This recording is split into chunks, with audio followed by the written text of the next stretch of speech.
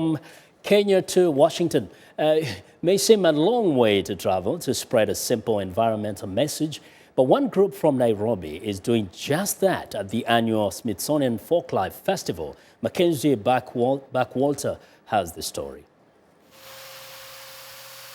Francis Matua has been a wood craftsman for years, but today he's working with a much softer material, plastic flip-flops. At the Smithsonian Folk Festival, he demonstrates how he cuts and glues the raw materials and recycles them into something new. Each one of us doing a multiple of two to three kinds of carvings. You may carve a giraffe, a rhino, and also a wattle. As this YouTube video shows, tens of thousands of plastic sandals are collected each year by the nonprofit environmental group called Ocean Soul. The discarded flip-flops wash up on Kenya's beaches and are tossed out in its poor neighborhoods. People use a lot of these sandals when they are finished. They discard them. There are people there who collect and they bring to the company. At the workshop in Nairobi, the sandals are turned into eye-catching art by Matua and 50 other artisans. Ocean Soul was founded in 1997 by Kenyan conservationist Julie Church. She sees the project as a way to promote change in how people live. Being able to then impact people through training, education, awareness on a much greater level. Right now we're at the end of the food chain. We're just dealing with the cleanup. And if we can get more people involved in cleaning up their act, I think we can do something. Workers collect the washed-up flip-flops and bring them to Ocean Soul's headquarters to be cleaned and sorted. Then they are glued together, sanded, and given new life. As he displays his work at the Folk Festival, Matua says Ocean Soul has changed his life in ways he did not expect. The difference meant by this is we are conserving the environment. The trees we are to use to make these are to live longer. Also, the flip-flops are not carried to the rivers when the rains come. That message is not lost on festival visitors who can't resist touching the colorful animals. So maybe we should keep your old flip-flops and try to make this. Ocean Soul's bright animal creations can now be seen in homes, parks, zoos, and aquariums across the United States, Europe, and Japan. For VOA News, Mackenzie Backwalter. Now, the Folk Festival here in Washington is also welcoming Kenyan artist Elkana Ong'esa. He is well known for his sculptures and has exhibited his works around the world. Tonight, I'm delighted to be joined by Mr. Ong'esa. Welcome to Africa 54. Thank you, Vincent. Yes, good to see you. We've mentioned you before on this show. But you are a very established sculptor. One of the things you've done is the sculpture that actually sits in front of the UNESCO building. Yes. Yes. When did you start doing this? Well, I started doing stone carving when I was a baby, I must say. Yeah. A long time ago, because my father, my grandfather, and many of our family members, extended family members, are stone carvers.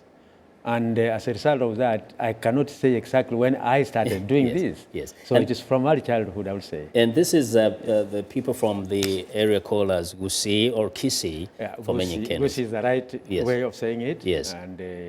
And you specialize mostly in soapstone. In soapstone carving. But my work has gone beyond that. I also do wood carving, and I do other types of stone which are found in Kenya. Granite being one of them. Basalt is one of the stones. Yeah. And in doing that, different expressions come out which will be difficult to achieve with the soapstone, or sometimes achieve in granite what I may not be able to achieve in any other material. Tell us a little bit about some of your works, especially the one at the UNESCO, and also you did a sculpture that is now at the U.S. Embassy in Nairobi. What inspired you to do those? Well, the two sculptures are really based on birds. I find working with birds or as a subject very interesting. I love watching birds. Their color, the color of their feathers, and the music they produce, and even the dances they make. I find birds to be very, very interesting. At the same time, I've used birds to express my major concern about peace. Yes. The bird in Paris, in Kisii, it is called enyamchera. Enyamchera, yeah. But in English, in English it is fiscal shrike. Yeah. But the subject is about peace, so it is a bird of peace. Yes. And that is a very important sculpture to the I did many years ago.